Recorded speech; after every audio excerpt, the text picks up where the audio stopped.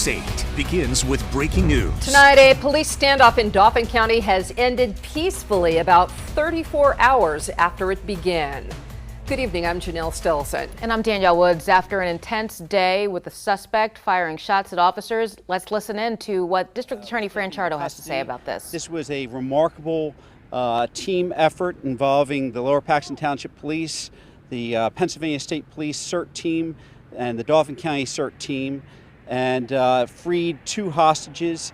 He had a 2-year-old child and a 69-year-old woman. They held hostage for 33 hours after shooting a woman in the face, causing grievous injury and the loss of an eye. He has been charged with attempted murder and awaits arraignment on those charges, and we anticipate bringing additional charges, including kidnapping and assault charges in addition. This was an incredible team effort and resulted in his arrest without injury to any of the hostages, to him, or to any police officer. And I just have to commend the incredible bravery of all the law enforcement officers involved in this great effort, the patience that resulted in its peaceful conclusion. 33 hours is a long time. Talk about why. I mean, what were some of the challenges that made it stretch on so long? Well, I'll let Director Kashiba talk about that, but it involved patience. It didn't involve a rush to take him to custody, which probably would result in more violence. This was extraordinary patience that resulted in a peaceful conclusion to this horrible incident, and the arrest without further violence, without further serious bodily injury to this individual. And at this point, I'll turn it over, unless there's other questions for me, I'll turn it over to Director Kashiba. Good evening, ladies and gentlemen. So I want to thank everyone for their patience throughout this as we worked over the course of 33 hours to bring this to a peaceful resolution. As the district attorney said, a lot of patience over the course of those hours, extreme heat, rotating out our personnel, both on from the dispatchers to the firefighters that assisted us, the fire police, the police officers, the CERT team, the Dauphin County CRT team, all very much assisted in this peaceful resolution, and I thank each and every one of them. And most importantly, I'm extremely thankful for the victim, that she's going to survive that vicious attack, and that for these 3 victims today, actually 2 victims are, and the suspect was obviously brought into custody without any grave harm to any of those subjects. And as you all know, this is not a routine situation. This is not a routine, if there ever were one, a routine barricaded gunman situation. This was of the highest stakes, and we took our time with that, ultimately with our 2 victims, the child and the grandmother in hand. Here's a quick question. Here's something that went on for so many hours, and we heard he was being uncooperative most of that time. What did it finally take for you guys to be able to kind of come to a peaceful resolution to kind of bring this to a close without any bloodshed? So just to share a little bit about what our officers from the Dauphin County CRT and the Pennsylvania State Police CERT team went through, over the course of those 33 hours, multiple shots were fired at our officers.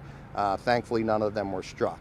So obviously that took grave restraint for us to be dealing with that. And when we're dealing with these situations, it's just simply patience and working through the problems and talking, letting the negotiators do their job. And again, patience, patience, patience. And ultimately, what we had to decide in this is what every incident commander loathes, and that is having to make a decision for a hostage rescue. And in this particular case, after that many hours, we basically spent all of our options. They were gone, and we got to a point where we had to do a dynamic hostage rescue with the Pennsylvania State Police CERT team, and that was done, ultimately saving those 2 victims and successfully taking that individual into custody without a single shot fired by any of our tactical members. Can you explain what that means exactly, what you just said? A tactical rescue very rarely is done. It's basically an aggressive, immediate action within a structure from every point of possible entry into that structure, with a whole host of implements to get into that structure, to create diversions and to ultimately get in there and put those people into custody as quickly as we can. And could I just expand upon that, in that this individual was using these victims as human shields, including a 2-year-old child. And he did not show himself at all during those 33 hours and was using these victims as human shields throughout and was not showing himself in order to avoid arrest. And so it created a very difficult situation and a very difficult decision to end this. The 33 hours were spent trying to resolve this without further bloodshed, and now we're going to continue the investigation, and we're going to have an additional news conference tomorrow after we conclude the further investigation and elaborate more on the additional charges.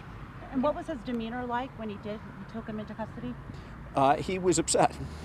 What role will that Facebook Live confession play in conviction? I mean, that's rare, right? Well, we're not really permitted to talk about confessions, but we've recorded our interactions with this individual throughout the 33 hours, and we'll be able to use that interaction as evidence, and we're going to present that in the form of an affidavit when we file these additional charges.